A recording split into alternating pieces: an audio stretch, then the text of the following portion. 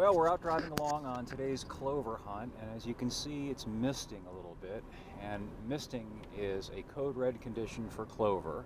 And we've just come upon a cluster because there's a clover up ahead, not the truck in front of me, not the car in front of the truck, but up ahead beyond that, there's a clover, a multiple clover conga. The truck wants to go 10 or 15 miles an hour below the speed limit because it's slightly raining outside. Oh, it's not safe, not safe.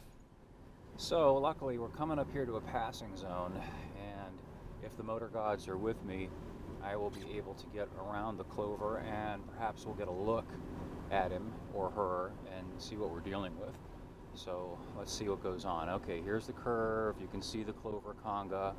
Fortunately, there's traffic coming in the opposite direction. Hopefully we'll get a break here. Let's see. Let's see. May the gods of anti-cloverism be with us.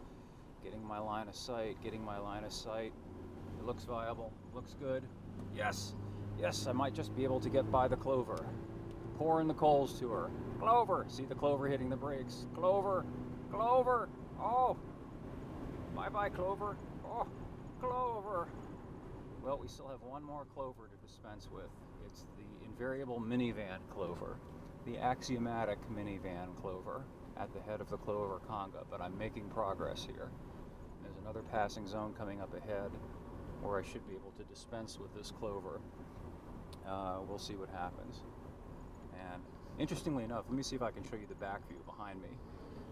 If you can see back there, the guy in the truck, who's a clover, is being tailgated by the clover behind him, who's an old geezer in what looks like a Mercury Grand Marquis, and the guy's right on his ass. And of course, he wouldn't pass the first clover, he just has to tailgate the second clover. Don't you love clovers?